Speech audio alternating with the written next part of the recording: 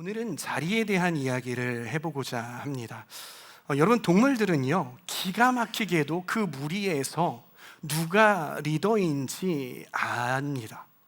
제가 친구 집에 놀러 갔어요. 그런데 저희 친구 아버님이 소파에 앉아 계신 거예요. 그런데 이 아버님이 뭐 어떻게 인자한 그러한 모습으로 앉아 계신 게 아니라 되게 근엄한 모습으로 앉아 계시더라고요.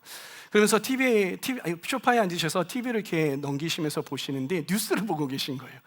표정이 굉장히 근엄하게 보이셨고, 그리고 뭔가 굉장히 무뚝뚝하게 보이셨어요. 그러면서 제가 안녕하세요 인사했는데 아버님이 그래 와서 잘 놀다 가라 하고서 계속 TV만 보시는 거예요. 그래서 참 이분이 되게 어렵구나라는 그런 생각이 들었던 거죠. 그런데 이 아버님이 옆에 이제 강아지가 앉아 있었어요, 소파에. 그런데 소파에 강아지가 올라오는 게 아버님이 별로 좋지 않으신 모양이에요. 그래서 이 강아지한테 하는 얘기가 야, 너 내려가 그랬더니요, 갑자기 강아지가 어떻게 하냐면 하기 시작을 하는 거예요. 내려가라고 그랬더니 막 짖으면서 아빠한테 막 그러는 거예요. 그런데 조금 전까지만 하더라도 이 근엄하게 이제 앉아있던 이 아버님이 굉장히 당황한 모습, 그리고 연약한 모습 보면서 이거 왜 이래 또 막 이러시면서 이러는 거예요. 그런데 이제 조금 있다가 부엌에서 이제 그 음식을 하시던 어머님이 그 모습을 가만히 지켜보시다가 미소를 지으시면서 나오시는 겁니다. 그러면서 갑자기 그 강아지한테 야, 해피야, 네 방으로 들어가 했더니 갑자기 이게 꼬리를 확 내리더니요, 지 집으로 그냥 쑥 하고 들어가 버리는 거예요. 제가 그 모습을 보면서요, 굉장히 당황스럽고 어떻게 반응해야 될지 몰랐어요. 그러면서 한 가지 깨달은 것이 있는데, 알아차린 것이 있는데, 그것이 뭐냐면 이 집안의 진짜 보스는, 진짜 이 리더는 아버님이 아니구나, 어머님이구나라는 그러한 사실을 깨닫게 되었습니다. 여러분, 이처럼요, 리더십은 내가 어떤 자리에 앉아 있느냐가 중요한 것이 아닙니다. 리더십에 있어서는요, 내가 어느 자리에 있든지 내가 어떠한 영향력을 끼치고 있느냐가 굉장히 중요한 것이죠.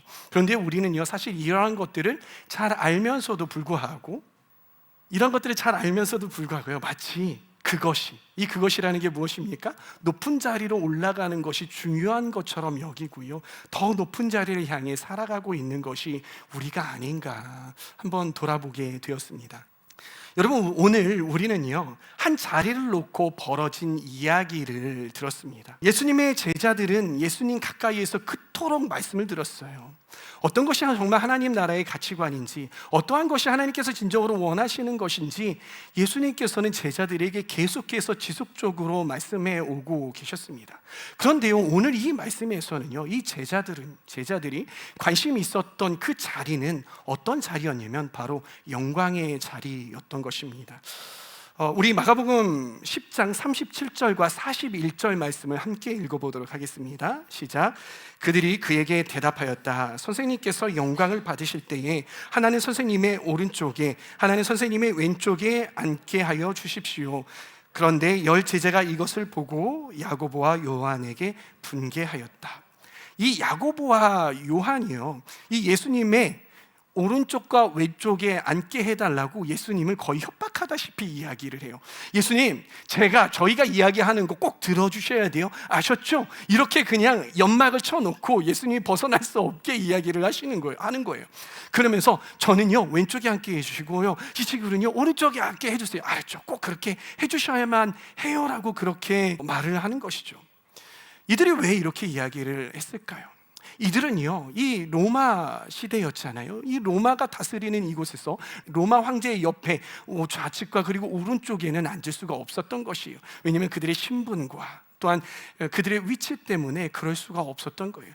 그러니까 예수님을 기대하는 거예요. 예수님을 어떠한 사람으로 기대하냐면 정치적 왕으로 기대했던 것이죠. 그러니까 예수님께서 그때가 되면, 예수님께서 왕위에 오르시고 예수님께서 다스리는 그때가 되면 저는 그 예수님의 오른쪽과 그리고 이 친구는 예수님의 왼쪽에 그렇게 앉게 해 주십시오. 즉, 위에서 군림하는 자리에 앉게 해 주십시오라는 그것에 관심이 있었던 것이죠. 그리고 그 이야기를 들은 다른 10 제자들은 분개합니다. 화가 났습니다. 여러분, 그런데 이 이야기 익숙하지 않습니까? 상당히 익숙하지 않습니까? 오늘을 살아가는 우리도요, 어떻습니까? 항상 누구보다 앞에 가기를 원하지 않습니까? 그리고 누구보다 더 인정받고 싶어 하지 않습니까?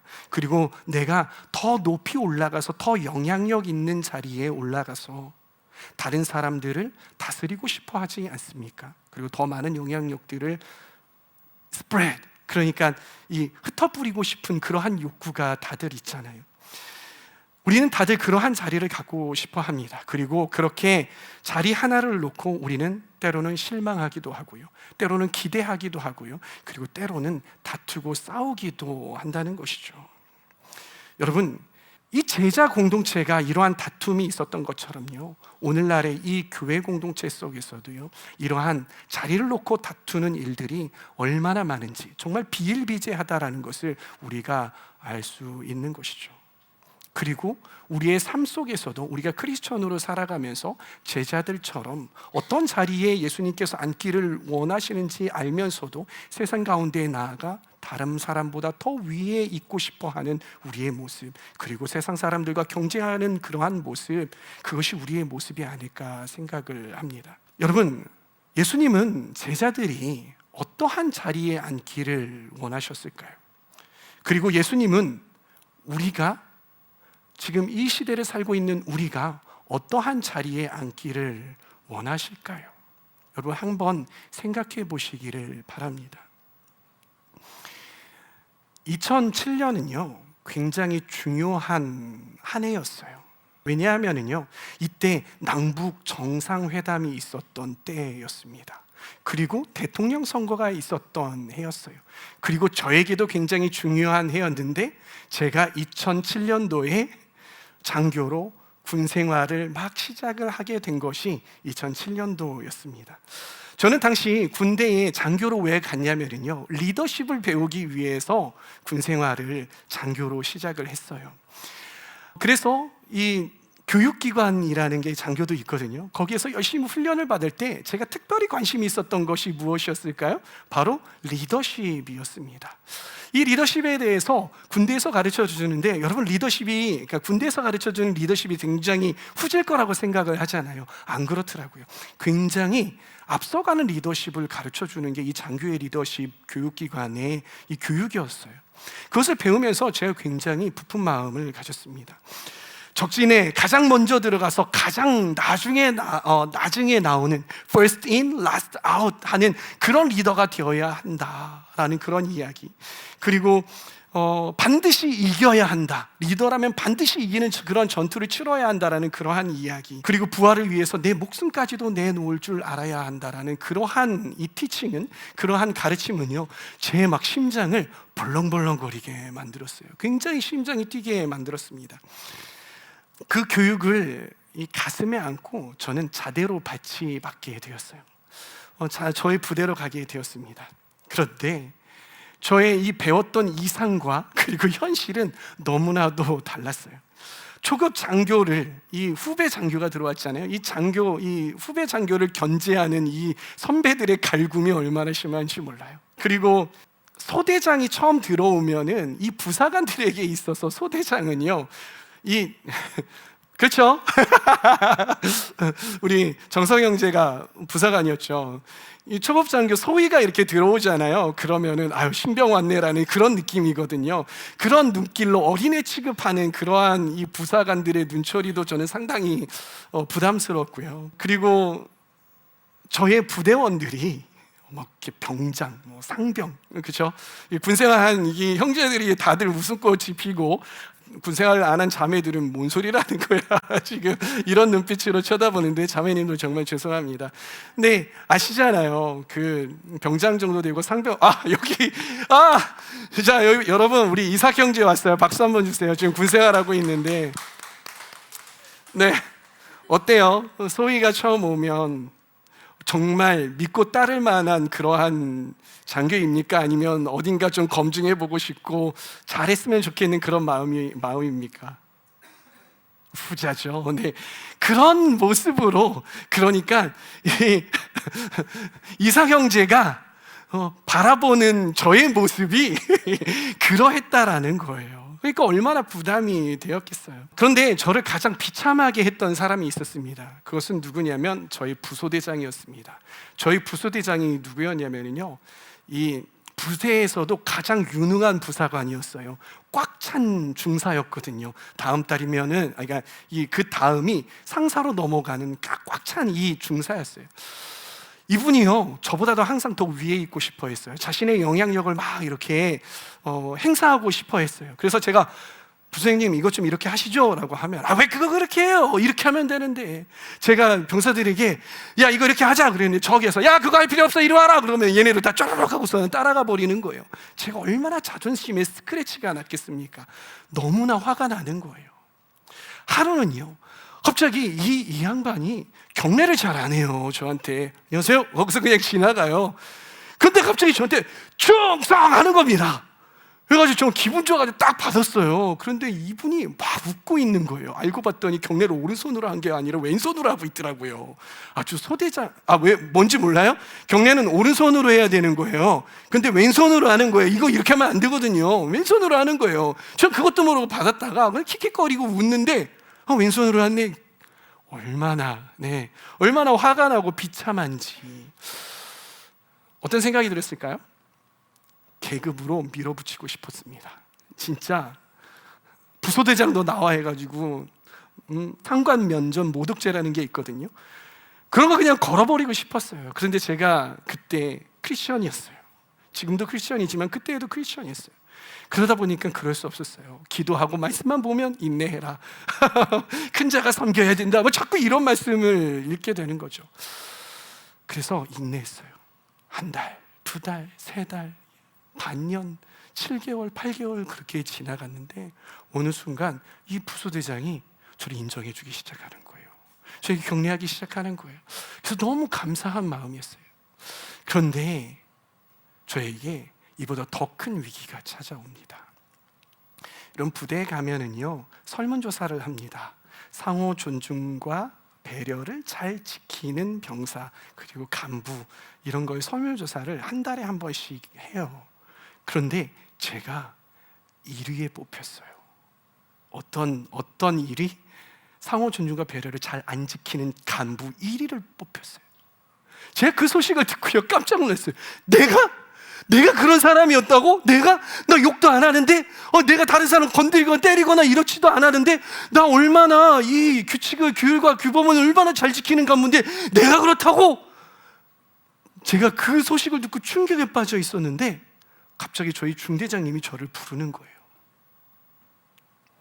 그러면서 이 소대장, 너 왜 이렇게 나왔는지 알아? 그랬더니 아니요 중대장님, 저 진짜 모르겠어요. 저 왜 그래요? 제가 뭐 잘못했어요? 그러더라고요. 제가 그렇게 물었어요. 그랬더니 이 중대장님이 아니야, 야, 네 선임 있잖아. 다른 애들 건들기도 하고 툭 치기도 하고 욕도 하고 그러잖아. 근데 너 안 그러는 거 내가 다 알아. 그런데 내가 보니까 네가 너무 장교라는 그 높은 자리에만 있고 이 시선을 밑으로 내리지 못해서 그런 것 같아. 네가 한번 고민해봐. 어떻게 하면 너의 시선을 밑으로 내려갈 수 있는지, 그들의 마음을 어떻게 어루만져 줄 수 있는지, 그들의 이 시선으로 내려가 볼 수 있는 그런 기회가 있었으면 좋겠다라고 말씀을 하시더라고요. 그래서 열심히 생각했어요. 열심히 기도했어요. 어떻게 하면 내가 그렇게 할 수 있을까? 어떻게 하면? 그런데 어느 날 이 생활관에 들어가 가지고 이들이 누워보는, 그때는 이 나무 바닥이었어요. 나무 바닥 이렇게 두 개가 이렇게 돼 있는 구막사라고 하죠. 그런 데에서 내가 한번 이 친구들하고 거기서 누워봤나라는 그런 생각이 들더라고요. 그래서 얘네들 오침하고 이렇게 할 때 눈치 없게도 한번 같이 누워봤어요. 그랬더니 뭐가 보기 시작하냐면 이 친구들이 누워서 보는 이 천정이 보이기 시작을 하는 거예요. 어떤 문양이고 어떤 거고. 그래 누워있다 보니까 누가 코를 골고 이거로 인해서 누가 예민해하고 하는지 그런 모습들이 다 보이기 시작을 하는 거예요. 그리고 이 친구들의 좀 이야기를 들어보고 싶어서 데리고서는 저의 삐오큐로 불러가지고 얘네들 막 너 뭐 먹고 싶냐 뭐 먹이기도 하고 그랬어요. 그렇게 시선을 낮추려고 굉장히 노력하고 이들과 함께 호흡하다 보니까 이 친구들의 마음을 조금씩 알기 시작을 하더라고요. 그러다 어느 날 행군 때가 다가왔어요. 저희 전 부대가 다 40km를 군장을 메고 걸어야 하는 행군 시간이었어요.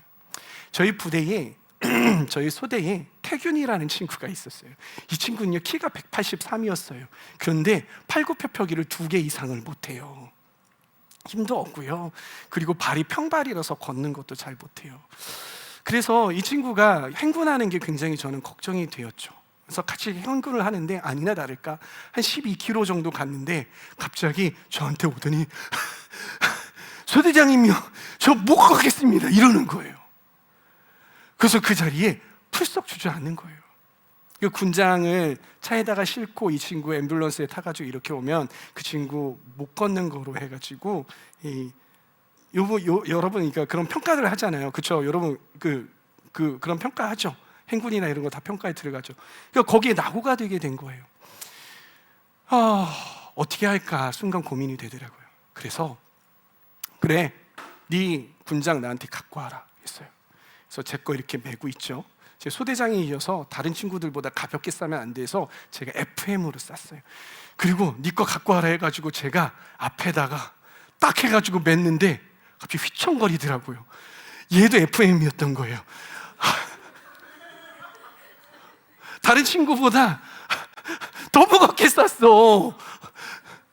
그러니 탈진하고 그러니 그 자리에서 엎어지지. 휘청하는 거예요. 제가 그렇게 메고 한 20km를 걸었어요. 20km를. 와, 막 발에 물집 생기고 정말 죽겠는데 리더니까 이 표시도 안 나고 표도 내면은 안 되고, 그러니까 그러고서는 20km를 걷는데 와, 진짜 죽겠더라고요. 미치겠더라고요. 근데 포기할 수 없었어요. 저는 제 마음에는 끝까지 40km 다 가려고 하는 그런 마음이었어요. 근데 중간에 쉬는 때에 제가 풀썩하고 주저앉으니까요, 갑자기 부소대장이 오더니 야 얘들아, 우리 이거 같이 5kg씩 나눠 들자 해가지고 저의 그 짐을 같이 나눠 들었어요. 행군을 다 끝나고 저희 부대 어땠을까요? 축제 분위기였어요. 여러분, 군대에서 전회라는 거 느껴보지 않은 사람은 모릅니다. 행군이 끝나고요, 군악대가 나와가지고서 빰빰빰빰빰빰빰 하면서 그렇게 막 나팔을 불어주는데 제가 거기에 설렐 줄은 저는 차마 몰랐어요. 거기에 제가 눈물을 흘릴 줄은 몰랐다고요. 그런데 저도 모르게 막 눈물이 나오면서 오 막 이러고 있는 거예요. 그러면서 저희 부대가요 끈끈해졌어요. 하나가 됐어요. 그런데요, 이게 저의 사진입니다. 네, 보이시죠? 근데 이 태균이라는 친구가요, 이 행군이 다 끝난 다음에 저한테 선물 하나를 가지고 왔어요. 그 선물이 무엇이냐면 바로 이거예요. 뭐로 보이세요? 뭐인 것 같아요? 이 친구가 약간 자폐 증상이 있기는 했어요. 근데 이 친구가 뭐 하나에 빠지면 4시간, 5시간까지 해요. 근데 이 친구가 뭘 좋아했냐면 종이 접기를 좋아했어요. 근데 종이를 접는데 우리처럼 학 접고 요 정도 수준이 아니라 종이를 수십 장을 만들어가지고 합체를 시켜요. 그래서 합체를 시켜서 만든 게 이 건담 로봇이에요. 이게 요만한 게 아니라요, 이만해요. 이거를 가지고 와가지고 며칠 동안 연등하고 뭐 하면서 만들어가지고 저한테 가지고 왔어요. 제가 그걸 알잖아요. 이 친구가 얼마나 이거를 접을까. 그러면서 이 친구가 하는 얘기가, 소대장님 생각하면서 이거 만들었어요. 좀 뭐 이렇게 볼품 없지만 꼭 받아줬으면 좋겠습니다라고 해서 받았어요. 제 군생활은 내내 제 방 위에다가 가장 잘 보이다 딱 올려놨어요. 그건 저의 하나의 상징이었거든요. 무슨 상징이었냐면 하나의 멋진 작품 이상이었어요. 이것은 이 태균이라는 친구가 나를 드디어 비로소 자기의 소대장으로 인정했던, 즉 제가 이 친구의 소대장으로 인정받았던 상징이었기 때문인 것이에요. 그렇게 군 생활을 통해서 저는요 중요한 진리를 배웠습니다. 그것이 무엇이냐면 그것은 제가 낮아질 때 비로소 영향력이 흐른다라는 거예요. 제가 낮아질 때 비로소 영향력이 흐를 수 있다는 거예요. 여러분, 일반적으로 리더가 된다는 것이 무엇일까요? 어떤 의미일까요? 그것은요, 세상에서는 보통 높은 자리에 올라가서 영향력을 행사하고 사람들을 움직이고 그리고 결정권을 쥐는 것, 이것이라고 사람들은 생각을 하잖아요. 그래서 사람들은요, 그 자리를 차지하려고 치열하게 몸부림치고 치열하게 싸운다라는 거예요. 여러분, 예수님 당시에도 마찬가지였어요. 이스라엘의 이 종교 지도자들, 서기관들과 바리새인들은요, 자기의 기득권을 놓치지 않기 위해서, 그리고 어떻게 하면 높은 자리에 올라갈까, 어떻게 하면 로마 이 사람들에게 내가 인정을 받을까 해서 굉장히 치열하게 노력을 했다고요. 로마 사람들은 어땠을까요? 여러분, 황제도요, 자기가 황제가 되었으면 거기서 만족을 해야 되잖아요. 그게 아니라 나는 신이야 라는 그런 높은 자리까지, 그래서 더 큰 영향력을 끼치려고 더 높이 올라갔던 것이 바로 이 로마 시대의 사람들의 인식이었다라는 것입니다. 하지만요, 예수님께서는요, 오늘 제자들을 불러 모으십니다. 그리고 이렇게 말씀을 하시죠. 우리 마가복음 10장 42절에서 45절까지 다시 한번 큰 소리로 한번 읽어보도록 하겠습니다. 그래서 예수께서는 그들을 곁에 불러놓고 그들에게 말씀하셨다. 너희가 아는 대로 이방 사람들을 다스린다고 자처하는 사람들은 백성들을 마구 내리누르고 고관들은 백성들에게 세도를 부린다. 그러나 너희끼리는 그렇게 해서는 안 된다. 너희 가운데서 누구든지 위대하게 되고자 하는 사람은 너희를 섬기는 사람이 되어야 하고, 너희 가운데서 누구든지 으뜸이 되고자 하는 사람은 모든 사람의 종이 되어야 한다. 인자는 섬김을 받으러 온 것이 아니라 섬기러 왔으며 많은 사람을 구원하기 위하여 치를 몸값으로 자기 목숨을 내주러 왔다. 예수님께서는요, 단호하게 말씀하시죠. 뭐라고 말씀하십니까? 정말 위대하게 되고 싶다면 너희는 다른 사람을 섬겨야 한다. 그리고 너희들이 으뜸이 되고 싶다면, 너희들이 위로 올라가고 싶다면 너희들은 다른 사람의 종이 되어야 한다. 하나님 나라에서 이 위대함은 높은 자리에서 명령을 내리는 것이 아니다라는 거예요. 가장 낮은 자리에서 사람들을 그 시선을 맞추고 그 사람들을 섬기는 그것이 위대함이다라는 것입니다. 그래서 리더십은 다시 한번 말씀드리지만 자리가 아닙니다. 리더십은 영향력인 것입니다. 어느 자리에 앉아 있느냐보다 그 자리에서 내가 어떠한 향기를 내느냐, 그리고 내가 어떤 흔적을 남기느냐, 그리고 어떠한 변화를 남기고 있느냐가 중요하다. 이것이 바로 하나님 나라의 가치다, 하나님 나라의 위대함이다라고, 그리고 하나님 나라의 리더십이다라고 예수님께서는 말씀하고 계셨던 것입니다. 예수님은 이 진리를요, 말로만 가르치신 것이 아니라 예수님께서 말씀하셨던 것처럼 그의 삶으로 살아내셨습니다. 그리고 사도 바울이 말했던 바와 같이 이 창조주이신 예수님은요, 피조물의 옷을 입고, 그리고 자신을 완전히 비우시고 종의 모습이 되었고, 그리고 마침내 죽기까지, 십자가에 자신을 내어 죽기까지 순종하셨다라는 거예요.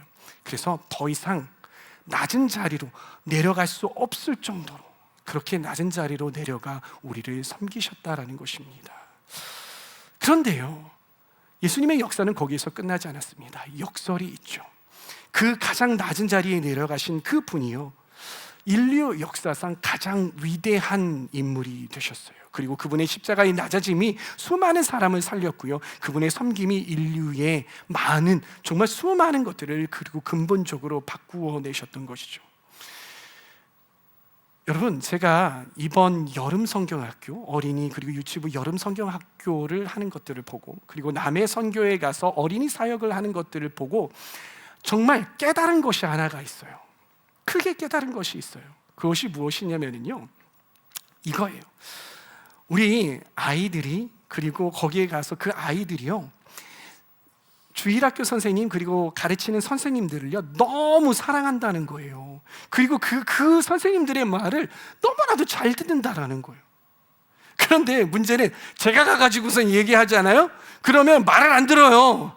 누구세요? 막 이러고요, 말을 안 들어요. 제가 하자 그러면 싫어요, 안 해요 막 하고 가는데, 선생님 왜 그래, 우리 이거 하죠. 네, 이러는 거예요. 자괴감이 들더라고요. 나 그래도 목사인데? 이런 생각이 들더라고요. 그러면서 왜 그럴까를 가만히 지켜봤어요. 왜 그런가 봤어요. 가만히 이 선생님들이 도대체 어떻게 하기에 이 아이들이 선생님 말을 잘 들을까? 가만히 선생님들이 이렇게 지켜보니까요, 하나같이 하는 행동이 공통되게 하는 특이한 행동이 하나가 있더라고요. 그것이 뭔지 이렇게 지켜봤더니 그게 뭐냐면요, 선생님들은 잘 몰라요. 그게 뭐냐면 아이들이 선생님하고 오잖아요. 선생님들이 어떻게 하냐면 이렇게 무릎을 꿇어서 아이들의 눈을 바라봐요. 눈을 맞춰줘요. 아이 컨택을 해주더라고요. 이 아이 컨택을 하니까 영향력이 흐르기 시작을 하는 거예요. 대화가 되기 시작을 하는 거예요. 제가 그걸 보고 이거구나. 이렇게 낮아질 때에 영향력이 흐르는구나라는 것을 깨닫게 되었어요. 여러분, 이 선생님들에게 너 무릎 꿇어! 라고 하면은 이 선생님들이 무릎 꿇겠습니까? 제가 왜요? 저 싫은데요? 안 해요. 제가 뭐 목사님한테 잘못한 게 있어요? 하기 싫어요. 이렇게 이야기하겠죠. 근데 연약한 영혼들, 귀한 영혼들 너무나도 사랑하니까 자동적으로 무릎이 꿇어지게 되는 것이죠. 그렇게 무릎이 꿇어지고 아이 컨택이 될 때 영향력이 흐르더라고요. 여러분, 반대로 무릎 꿇지 않잖아요? 그러면 절대로 아이들과 대화할 수 없습니다. 왜냐하면 아이들이 이렇게 쳐다보기 때문이고, 이렇게 쳐다보는 건 너무 힘들고 위압감이 들기 때문인 것이죠. 마찬가지로 우리가 낮은 곳으로 내려가지 않으면요, 우리가 세상을 변화시킬 수 없습니다. 이 사실을 저와 여러분들이 깨달을 수 있었으면 좋겠습니다. 이것은요, 우리 삶에도 동일하게 적용해 볼 수 있는 아주 귀중한 진리인 것입니다. 사랑하는 청년 여러분, 예수님이 지금 여러분의 자리에 앉아 계시다면 어디로 내려가시겠습니까? 어디까지 내려가실 것 같아요? 그리고 그 낮은 자리까지 내려가기 위해서 어떠한 일을 하실 것 같으세요? 한번 생각을 해보시기 바랍니다. 저는 저와 여러분이 예수님이 낮아지셨듯이 남들보다 더 낮은 곳으로 내려가는 그런 사람들이기를 소망합니다. 그래서 낮아짐이 주는 힘을 경험할 수 있는 저와 여러분들 다 되었으면 좋겠습니다. 그래서 진정으로 하나님 나라에서 가장 큰 사람이 될 수 있는 저와 여러분들 다 되시기를 주님의 이름으로 축복드립니다. 아멘.